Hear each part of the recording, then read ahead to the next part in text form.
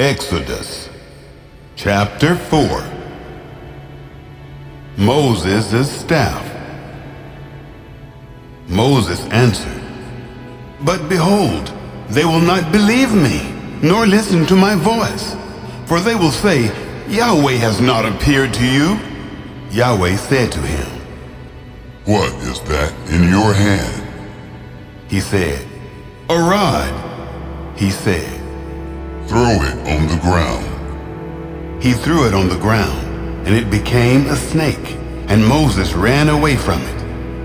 Yahweh said to Moses, "Put forth your hand and take it by the tail." He put forth his hand and laid hold of it, and it became a rod in his hand. "That they may believe that Yahweh, the God of their fathers, the God of Abraham, the God of Isaac, and the God of Jacob, has appeared to you." Moses' hand. Yahweh said furthermore to him, "Now put your hand inside your cloak."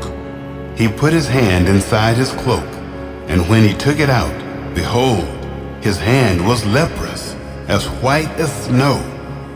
He said, "Put your hand inside your cloak again." He put his hand inside his cloak again, and when he took it out of his cloak, behold, it had turned again as his other flesh.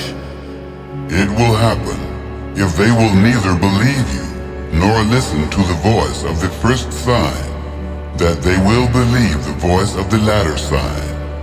It will happen, if they will not believe even these two signs, neither listen to your voice, that you shall take of the water of the river, and pour it on the dry land.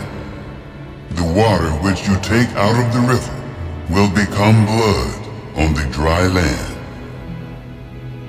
The appointment of Aaron. Moses said to Yahweh, "O Lord, I am not eloquent, neither before now, nor since you have spoken to your servant, for I am slow of speech and of a slow tongue."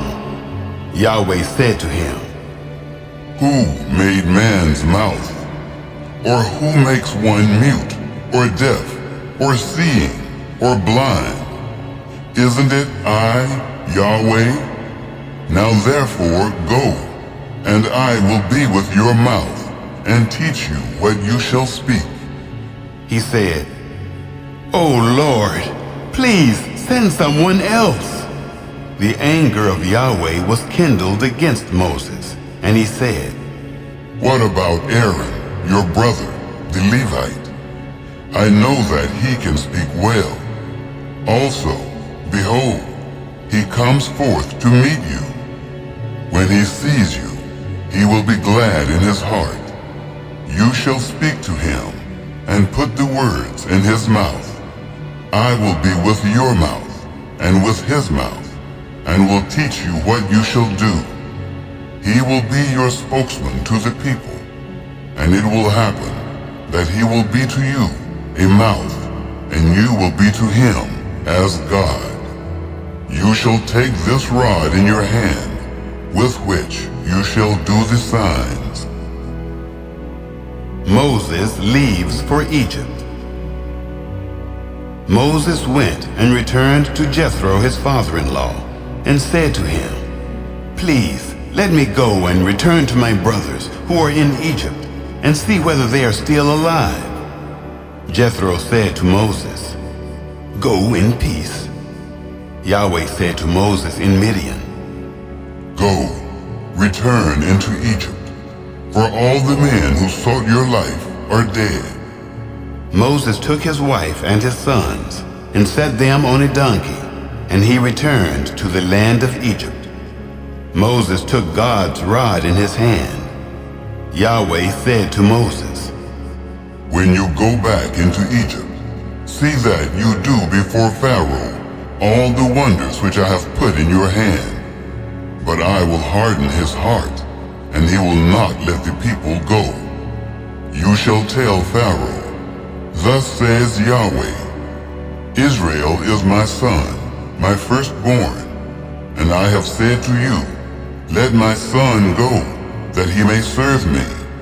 And you have refused to let him go. Behold, I will kill your son, your firstborn.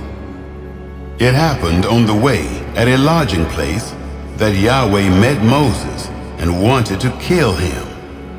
Then Zipporah took a flint and cut off the foreskin of her son and cast it at his feet. And she said, "Surely you are a bridegroom of blood to me." So he let him alone. Then she said, "You are a bridegroom of blood because of the circumcision." The people believed Moses and Aaron. Yahweh said to Aaron, "Go into the wilderness to meet Moses." He went and met him on God's mountain and kissed him. Moses told Aaron all the words of Yahweh with which he had sent him, and all the signs with which he had instructed him. Moses and Aaron went and gathered together all the elders of the children of Israel. Aaron spoke all the words which Yahweh had spoken to Moses, and did the signs in the sight of the people. The people believed, and when they heard that Yahweh had visited the children of Israel, and that he had seen their affliction, then they bowed their heads and worshiped.